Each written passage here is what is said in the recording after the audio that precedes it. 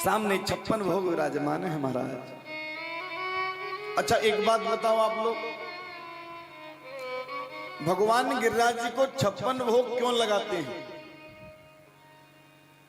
आपको पता है भगवान को 56 भोग क्यों लगाया जाता है? आजकल तो पता नहीं, खाटू श्याम जी में 56 भोग, हनुमान जी में 56 भोग, जो भी मंदिर दिखाई दे जाए उसमें 56 भोग, जहां देखो वहां 56 भोग लग जाता है महाराज। परंतु सभी देवताओं में 56 भोग लगाने का विधान नहीं है। 56 भोग का विधान केवल गिरिराज जी में है और कहीं पे 56 भोग नहीं लगाना चाहिए। और 56 भोग क्यों लगाया गया? जब भगवान ने गिरिराज पर्वत को धारण किया ना, तो भगवान कितने वर्ष के हैं?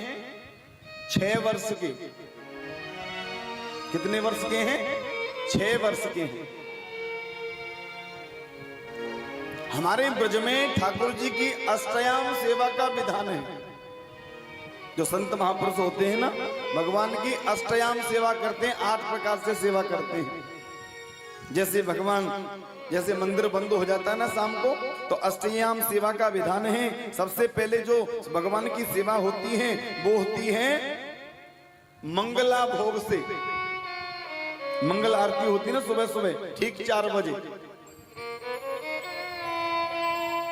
भगवान को उठाने से पहले संत लोग क्या करते हैं, जहां भगवान सोते हैं उनके पर्दे को उठाकर बिगर देखे उनके सामने भोग लगा देते हैं, दूध का भोग। क्यों लगाते हैं? जैसे छोटा बालक होता है ना, उठने से पहले ही माताएं दूध पिलाती है ना बालक को, ऐसे भगवान की जो सेवा है वो बाल रूप में सेवा है, बालक के रूप में सेवा है। तो जैसे माताएं बालक को दूध पिलाती हैं, ऐसे ठाकुर जी को बिगर देखे दूध रख दिया जाता है मंगला भोग में।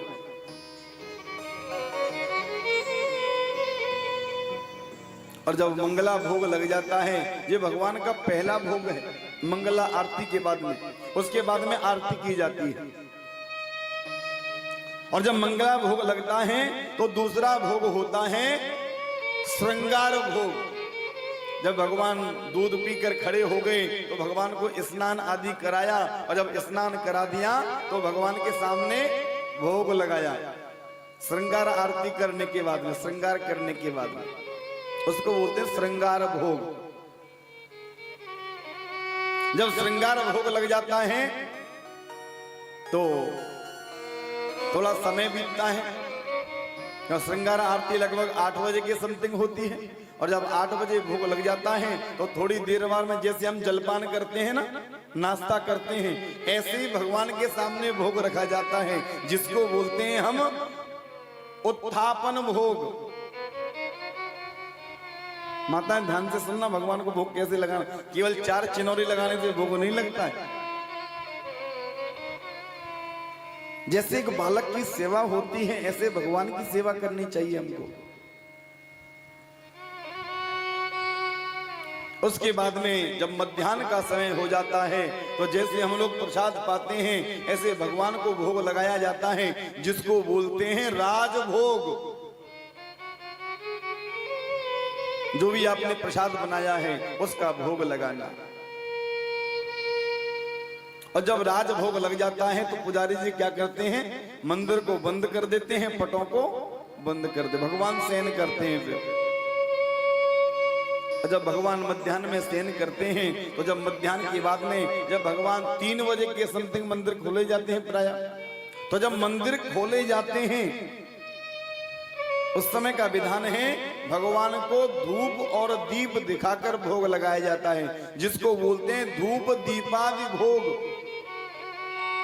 लगभग 3 बजे के, 3 साढ़े 3 के समथिंग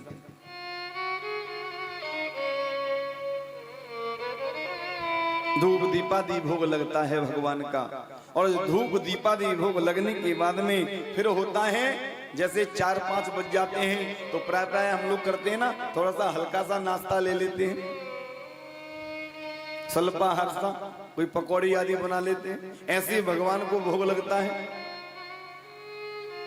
जिसको हम लोग संतों की भाषा में बिहारू बोलते हैं। तो जो बिहारू के रूप में भगवान को भोग लगाया जाता है, कितने भोग हो गए? कितने भोग हो गए? 8 भोग हो गए और 7 भोग हो गए। उसके बाद में जब भगवान की शाम के समय आरती होती है 8 बजे, तो जब उस समय भगवान का भोग लगता है, जिसको बोलते हैं शयन भोग। ये भगवान के अष्टयाम सेवा करने का विधान है शास्त्रों में, जो संत लोग करते हैं। हम तो गृहस्थी हैं तो इतना नहीं हो पाता, जितना होता उतना कर लेते हैं हम लोग।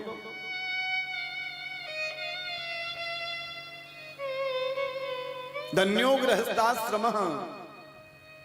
वास्तविक में देखा जाए गृहस्थाश्रम सबसे बड़ा आश्रम है, जिसमें अपने परिवार का पालन पोषण करते हुए, भगवान की सेवा करते हुए, सभी कार्यों को करते हुए हम लोग भगवान का भी भजन कर लेते हैं।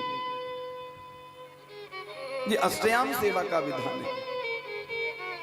भगवान की 8 प्रकार से सेवा की जाती है। और जब भगवान ने गिरिराज पर्वत को धारण किया तो कितने दिन तक धारण किया? कितने दिन धारण किया? 7 दिन तक। और 7 दिन तक गिरिराज पर्वत को धारण किया तो भगवान ने कुछ खाया नहीं। और 8 प्रकार की सेवा बताई गई, एक दिन में 8 प्रकार से भोग लगाना चाहिए। तो जब 8 प्रकार से भोग लगाना चाहिए और 7 दिन तक भगवान ने कुछ खाया नहीं, 8 सत्ते 56, तो वही 56 भोग इसलिए लगाया जाता है।